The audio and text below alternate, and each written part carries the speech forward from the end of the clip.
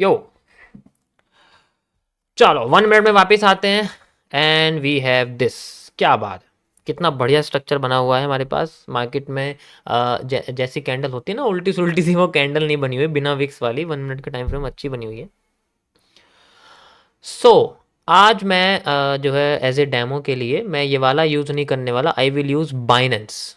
But आप Binance में अगर देखोगे तो बाइनेंस का चार्ट देखते मुझे थोड़ा अंदर से ना गुस्सा आता है, क्योंकि इसके अंदर से देख के मुझे निफ्टी की याद आ जाती है।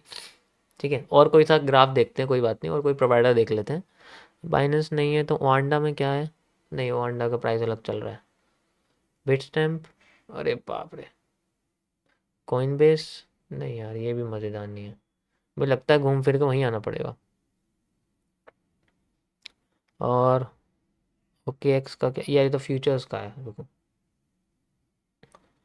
फ्यूचर्स का नहीं चाहिए भाई।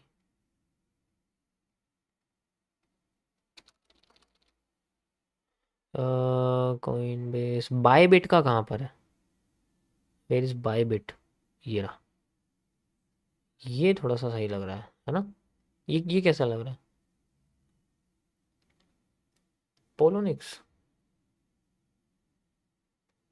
BTC USDT है ना? BTC USDT। अब सही आएगा। अब बाइनेंस लगाते हैं या फिर बायबिट लगाते हैं। ये अब ठीक है, ठीक है। ज़्यादातर उसमें मैच कर जाएगा। वैसे तो ट्रेडिंग व्यू बेस्ट है जो है वो करने के लिए, पेपर ट्रेडिंग करने के लिए बेस्ट है ट्रेडिंग व्यू, और किसी चीज़ की ज़रूरत नहीं है। ये बेस्ट है पेपर ट्रेडिंग के लिए। ठीक है, हाँ ठीक है, ये ठीक है ना, ये ठीक है। वैसे इसमें ज़्यादा फ़र्क नहीं दिखेगा, वो प्रोवाइडर के हिसाब से बीच में ना थोड़ा बहुत फ़र्क आ जाता है, ज़्यादा कुछ फ़र्क नहीं है।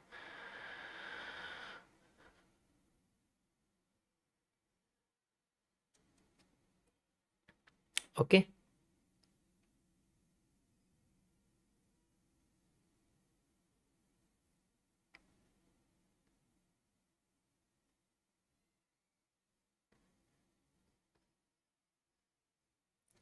सर जब TBC पढ़ा रहे थे तो तब आपने कहा था कि अगर मार्केट बेंडिंग होकर उठती है तो वो 90 डिग्री एंगल पर गिरती है। 90 डिग्री एंगल पे तो बेंडिंग होकर 90 डिग्री एंगल पे तो गिर रही है रही, क्या दिक्कत है इसमें?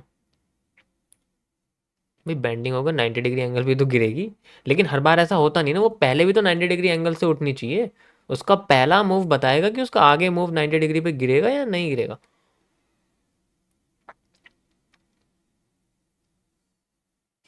Thank you.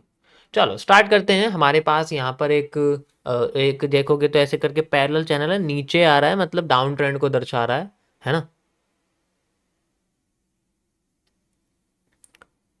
भाई ध्यान से देखोगे तो क्या दिख रहा है? वो डाउन ट्रेंड को दर्शा रहा है, लेकिन गैप दिख रहे हैं। अब अगर मैं स्ट्रेट लाइन यूज कर दूंगा तो ये जो गैप हैं वो हमारे लिए एक तरह से क्या हो जाएंगे? नीडेड वॉल्यूम हो जाएंगे। तो इसकी जरूरत नहीं है, मैं कर्व लाइन यूज करूंगा, ज्यादा बेटर है। Okay, my curved resistance is best way to identifying the market's current scenario. Got it। ठीक है, 3 पॉइंट से कनेक्ट कर रहा हूँ मैं, बेस्ट रहेगा यहाँ पर ऐसे करके। So this is called a trending, sorry, curved resistance. वैसे तो इसकी नीड होगी आगे आगे। ठीक है, मेरे वर्ड एक एक सुना करो अच्छे से। चलो स्टार्ट करते हैं हम आगे। तो मेरे पास एक मार्केट का एक छोटा सा एक डब्ल्यू टाइप एरिया है।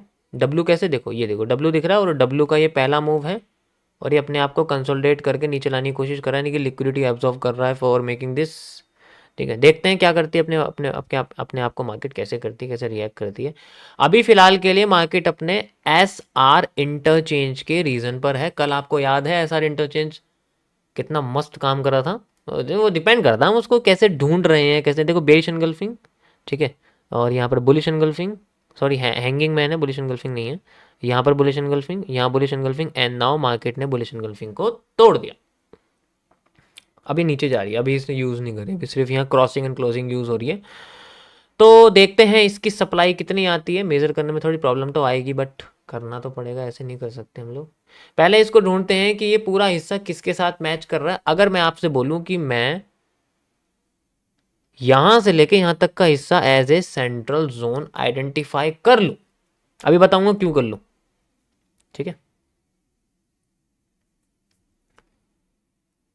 भाई। अगर मैं यहां पर इसको सेंट्रल एरिया आइडेंटिफाई कर लूं तो मेरे हिसाब से मार्केट में कुछ ऐसा स्ट्रक्चर बन के आना चाहिए, ऑब्वियस सी बात है, लाइक दिस, है ना भाई?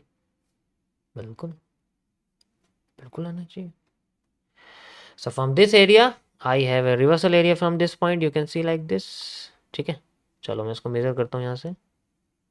Mini reversal area according to कि पहले मार्केट ज़्यादा उठी नहीं थी, ठीक है, तो यहाँ से रहेगा mini as a mini reversal area like this.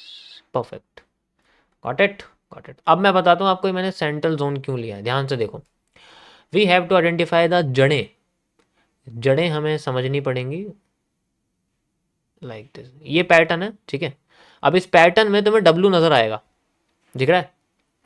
अब यहाँ पर अगर आप देखो इसकी स्टार्टिंग कैसे हुई थी, इसकी स्टार्टिंग हुई थी यहाँ से, ठीक है, फिर ये बड़ा हो गया, फिर ये उतना ही आया, लेकिन कोई चेंज नहीं आया है ये हिस्सा। यही जब चेंज नहीं आया तो सप्लाई ने चेंज ला दिया, सप्लाई वापस उतनी आ गई। अभी दोबारा आने की कोशिश कर रहा है, लाइक मैंने यहाँ देखा mini as a mini reversal area में रिएक्ट करने की कोशिश कर रहा है। Got it, got it, got it. दूसरा तरीका, यहाँ से यहाँ से यहाँ तक लगभग सेम एंगल्ड मूव है। ये भी सेम है इसके बराबर, ये भी सेम है इसके बराबर। Area supply demand complete, now new supply is coming because the new previous supply from here यहाँ तक आ चुकी थी, यहाँ से यहाँ तक, तो नई सप्लाई यहाँ से यहाँ तक आ चुकी थी और ये दोनों भी कंप्लीट, इसलिए मैंने दोनों सप्लाई एक साथ ली हुई है, ठीक है। गॉट इट, समझ आया?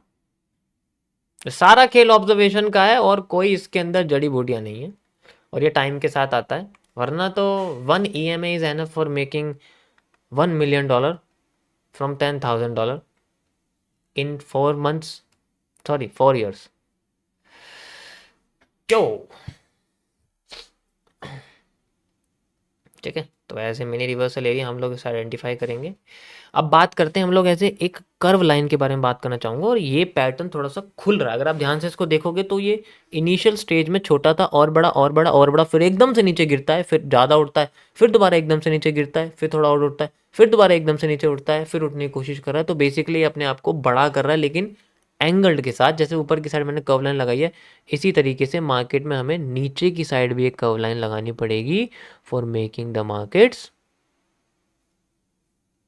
Bullish area and the bottom connectivity के लिए हमें एक वाइब्रेंसी पैटर्न को इसमें आइडेंटिफाई करना पड़ेगा। Got it, got it. जितने भी एरिया से बाहर हैं वो सारे फेकआउट्स हैं, मार्केट इनसे बाहर जाती है, दोबारा अंदर आ जाती है। मैं बाहर से कनेक्ट कर सकता हूँ लेकिन कोई फायदा नहीं है, ठीक है भाई। बाहर से मैं कनेक्ट कर सकता हूँ तो इनका कोई फायदा नहीं है, लेकिन मुझे फेकआउट समझ में नहीं आएंगे। मुझे अगर फेकआउट समझना है तो मुझे उन्हीं पॉइंट्स, देखो मैंने पॉइंट्स कैसे कनेक्ट करें, ध्यान से समझो इसको। एक, ठीक है, 2, 3, 4, हो गया 4, और अभी देखो लाइव में चल रहा है 4 पॉइंट्स कनेक्ट। और अगर मैं इसको बाहर से कर दूंगा तो 2 पॉइंट ही दिखेंगे तुम्हें। ये देखो, इसको मैं बाहर से कर देता हूँ, मान लो ऐसे करके कर देता हूँ, एक बाहर से कर दिया यहाँ से ऐसे करके लाइक दिस, ठीक है, ये देखो, ठीक है, ऐसे है। ये देखो 1, 2, 3, सिर्फ 3 पॉइंट्स हैं। और अगर मैं और बाहर कर दूं इनको, ऐसे करके कर दूं बाहर, बिल्कुल बाहर वाला, ठीक है, फिर तो बहुत ही ज़्यादा बाहर हो जाएगा, उससे तो कनेक्टिविटी ही नहीं निकलने वाली, ठीक है। ऐसे करके फिर ऐसे करना पड़ेगा। अब इसके हिसाब से देखा जाए तो कुछ लॉजिकल बन नहीं रहा। आम का फल बन रहा है, आम है, आम थोड़ी है, आम थोड़ी है।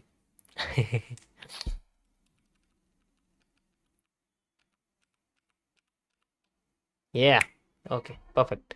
So what is this? This is a